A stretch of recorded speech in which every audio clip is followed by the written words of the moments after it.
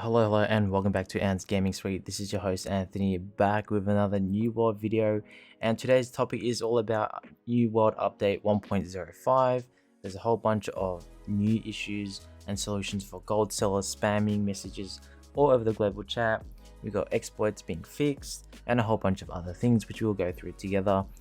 As the patch is currently live right now and won't be back up until a couple of hours. I don't know what the exact time is.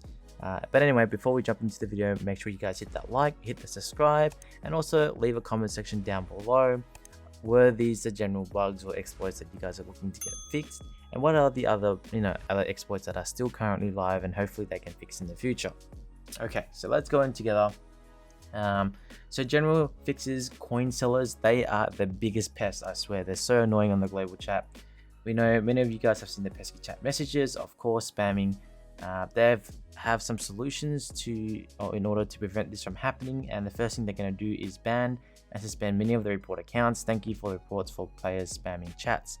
Thank you so much. I have reported so many, I've blocked so many, I've reported so many once and over again just because of those gold step spammers.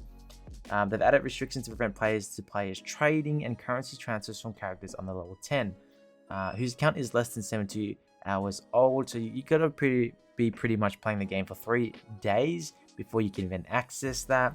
Logging in after your account is 72 hours old will enable your ability to trade and transfer currency once you've hit level 10. So you always have to hit level 10 as well. But again, level 10 is fairly easy to hit. It's not too difficult. You can pretty much spend a day and you can hit like maybe level 15. Even like 4 hours and you'll be able to get it. Redistribution coins vary from some early quests to later in the main story quest line, keeping the total amounts of coins earned the same, just delivered in quests slightly later. Trading post usage will be restricted until new characters accept the introduction to trading post quests in the first settlement. I think that was one of the quests that did originally have it, but it's pretty cool that they have like a prerequisite now. You must complete before you even commence anything else. So we will monitor the impact that has on the bot, so that is great. I'm really glad that Amazon is really taking a stand on gold selling. They are very pesky in every MMO game, from all the games like Arcade I've played, Blade and Soul, Perfect, where you always see them, you block them, another one comes up, they're like, I don't know, what are they? They're like ants, or like ants that keep multiplying. Some exploits that they fixed bugs where players were able to duplicate items via storage shed and crafting stations. That was something I wasn't very aware of. I knew there was exploitation that was happening in regards to duplication of coins and items, but I wasn't sure how they did it, so it looks like that is how they have done it. We fixed the issue of gold duplication in territory projects we introduced by disabling trading and made sure it will not occur in the future. Thankfully, they have fixed this. I know some people are like, duplicating gold so many times that they got literally 4 million gold coins and whatnot. But again, I think a lot of those players are currently trying to avoid these bans. I know some have avoided the ban already by moving stuff to another account and whatnot, but hopefully these don't occur again in the future. Some combat thing to look out for: lifestyle or protection. Looks like it's going to be more debuffs here, or nerf. Remove the small area effects that were triggering on pass through from every hit of those base version of orb protection. AoE no longer triggers on pass through.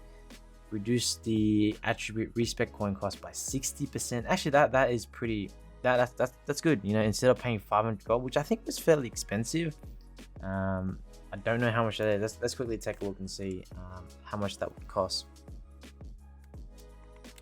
So that's about like 300. I think that's down to 300 coin.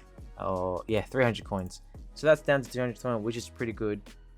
Reduce coin cost of chisel by 20 to 50%. Reduce weapon master respec as of cost by 75. That is pretty good. So usually respec cost is about 200 as of, and in consideration, 75% is pretty much down to 150. So you're spending 150 as of instead of 200. Encourage competition in Outpost Rush with slightly reduced the coin and as of reward for the losing team. Okay, that's pretty good. I think when you lose, you probably get like 100. And like maybe like 120 as off or something like that, instead of the full, which is like, I think it was 300 and 160, 170. Correct me if I'm wrong in the comment section down below. We have service the war conflict progress bar on the map, which is great. Group scaling passive fix issue, which could cause passive effects that scale on the number of nearby foes, such as Bloodlust. Yeah, that was fairly annoying as well. Spell strike consistency fix issue, which caused several magic spells such as Ice Storm and Gravity Ward to not hit consistently. Yeah, I really hate that. I actually recently moved into the Great Axe weapon, and I was like, wait, why I hit the target but it's not hitting? It was really weird. But thankfully that's fixed. Resilient item pack fix an issue that causes pack to reduce all damage instead of just damage from critical hit. And that was so OP, especially in PvP. So thankfully that is all fixed now. PvP flagging fix an issue that allow PvP and PvE players to heal each other. Yeah, that was fairly odd. Like if you're a PvE, you couldn't help PvP players, but if you're a PvP, you could help them, which is fairly odd. I encountered that issue yesterday. Some things about Outpost Rush fix an issue that allowed players to get out of the map early. I knew a lot of people were jumping out of the map early just to get to those outposts. We prevent multipliers from interacting with the altar, which causes duplication, obviously. Update the tooltips for Battlebread's Monster Slayer, and there was also a Battlebread food buff issue to be twice as effective as intended, which is great. That's an awesome fix. And fix an issue that could cause players to become stuck in the teleport loop if they teleport out of the Outpost Rush block when using the Unstuck, which is fairly annoying. Thankfully, they have fixed that. A few general bug fixes.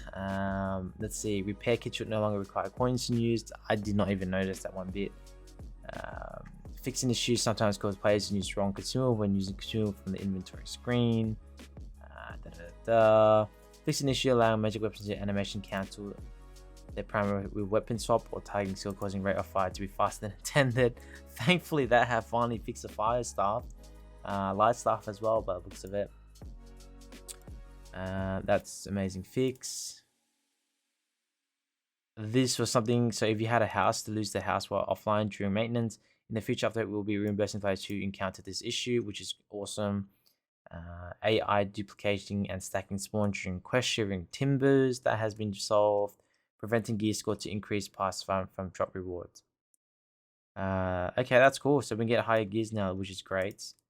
Fixed localization, some UI things, increasing territory influence to not properly recognize when lots of players attend PvP quests simultaneously. And that's pretty much, that's the general gist of it. There are a few other things that I just went through, just mainly the important things. Some future fixes. Implement a change to help us dig into the timeout while waiting for servers to describe world issue, and add a fix to reduce occurrence of this issue while we continue to investigation. Anyway, I really hope they're going to be fixing up the ice gauntlet for the wall. I know there's still a bit of issues in terms of, players will still be able to lag them out and whatnot. But that was a speculative fix on 1.04, so hopefully that's going to be in the later patch, maybe 1.6 or something like that. But anyway, hope you guys enjoy this video. Until the patch comes live again, I can't wait to play it, and I'll probably be moving servers. So anyway, until then, I'll catch you guys in the next one.